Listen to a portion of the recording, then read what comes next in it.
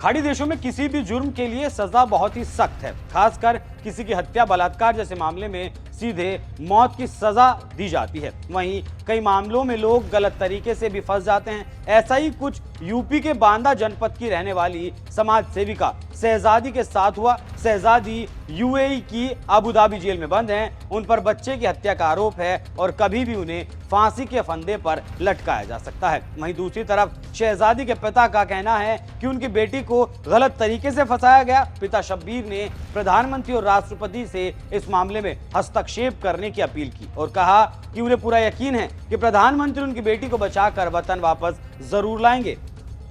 शहजादी के पिता शब्बीर का कहना है, यूएई की अदालत ने निर्दोष शहजादी को फांसी की सजा दी क्योंकि शहजादी के ऊपर बच्चे की हत्या का आरोप गलत है, उन्हें फंसाया गया है।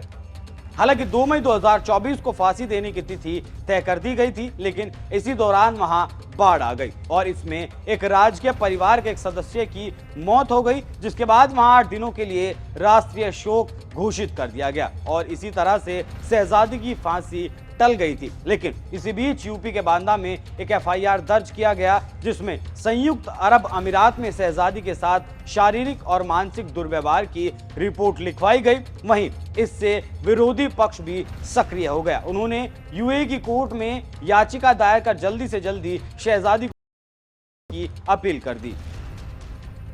दरअसल शहजादी के पिता शब्बीर का कहना है कि उनकी बेटी को प्रेम जाल में फंसाने और उसे अरब में बेच देने के साथ साथ उसके एटीएम से पैसा निकालकर धोखाधड़ी करने के मामले में रिपोर्ट कोतवाली नगर थाने में दर्ज है। कई दिन गुजर गए लेकिन अब तक पुलिस ने कोई कार्रवाई नहीं की। उनका आरोप है कि पुलिस की इस लापरवाही से उनकी बेटी फांसी पर लटक जाएगी।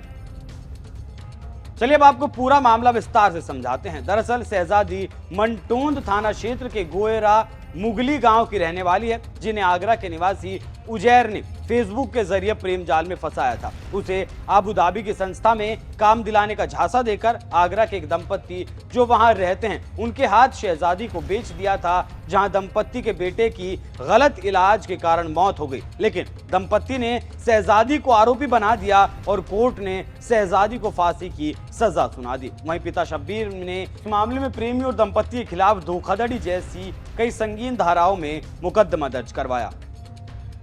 तो इस तरह से शहजादी को यूएई में जो सजा मिली उसे लेकर उनके पिता शब्बीर कानूनी लड़ाई लड़ रहे हैं और उन्होंने प्रधानमंत्री से लेकर राष्ट्रपति तक इस मामले में हस्तक्षेप करने की अपील कर दी। अब देखना होगा आगे इस पूरे मामले में क्या होता है, लेकिन फिलहाल तो शहजादी के पिता अपनी बेटी के लिए उन्हें बचाने के लिए पूरी कोशिश कर रहे हैं कि उन्हें फांसी के फंदे पर ना लटकाया जाए।